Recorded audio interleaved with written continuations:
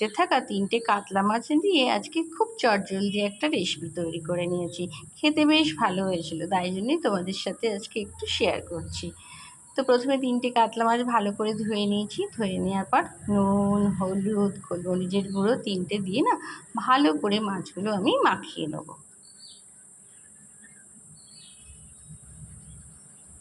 এরপর একটা mixie jar নিয়ে নেব, ওতে আদা, কাঁচা লঙ্কা, আর রসুন, আর এতে না তোমরা পেঁয়াজ আর টমেটোটাও দিয়ে দেবে। আমি স্কিপ করে গেছি, ওটা পরে দিয়েছি বেটে। পেস্টটা রেডি হয়ে গেছে। এরপরে আমি কড়া বসিয়ে দিয়েছি, কড়াতে তেল দিয়ে দিয়েছি। তেলটা সর্ষের তেল। তেলটা বেশ গরম হবে, তখন ধোঁয়া ওঠা গরম হলে মাছের পিসগুলো আমি একের পর এক দিয়ে দেবো তেলের মধ্যে।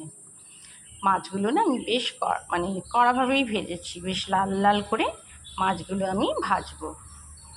এপিট ওপিট করে নিয়েছি, দেখো মাছগুলো আমার ভাজা হয়ে গেছে। এরপরে মাছগুলো আমি তুলে রাখবো। আর ওই তেলেতেই আমি যে আদা, রসুন, কাঁচা লঙ্কার পেস্টটা দিয়েছিলাম ওটা দিয়ে দেবো। দিয়ে এবারে একের পর এক মশলা দেব।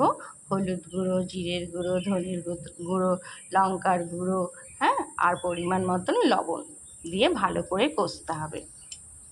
তারপরেই আমি বলেছি যেটা টমেটো আর পেঁয়াজের যে পেস্টটা ছিল সেটা আমি এরপরে দিয়ে দেবো। ওই পেস্টটাও দিয়ে দেওয়ার পরে আমি আবারও ভালোভাবে কষবো।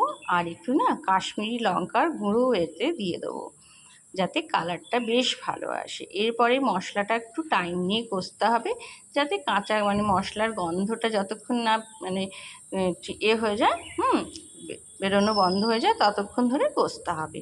কষে আমি কি করেছি, এখানে ফ্যাটানো টক দই দিয়ে দিয়েছি। এই সময় না গ্যাসের ফ্লেমটা আমি বন্ধ করে দিয়েছিলাম। অনেক সময় কি হয়, টক দই দেওয়ার ফলে কেটে যেতে পারে। তারপর টক দইটা দেওয়ার পরে আমি দেখো গ্যাসটা জ্বালিয়ে দিয়েছি। এবার ফুটছি। এরপরে না অল্প করে আমি পরিমাণ 1 গ্লাসের কম একটু জল দিয়ে দিয়েছি। জলটা দেওয়ার পরে একটু ফুটবে, রান্নাটা খুব চটজলদি হয়ে যাবে। কাঁচা লঙ্কা দিয়ে দিয়েছি, গোটা কাঁচা লঙ্কা দিয়েছি। এরপরে মাছের পিসগুলো আমি দিয়ে দিয়েছি। মাছের পিসগুলো দেওয়ার পরে আর একটু ফুটবে। আমি বেশি মাখা মাখা করব না, একটু ঝোলঝোলি রাখবো। এরপরে দিয়ে দিয়েছি দেখো ধনেপাতা কুচি। তো রান্না আমার কমপ্লিট হয়ে গেছে। এরপরে আমি ঢেলে নেবো, একটা পাত্রে ঢেলে নিচ্ছি। এইভাবেই কাতলা মাছের ঝোলটা একবার বানিয়ে দেখবে, বেশ ভালো হয় খেতে। আর একটু গরম মশলার গুঁড়ো পারলে দিয়ে দিও, তাতে টেস্টটা আরও ভালো আসবে। তো আবার নিত্য নতুন ভিডিও নিয়ে খুব তাড়াতাড়ি আসবো। আজকের মতন বিদায় নিচ্ছি, টাটা।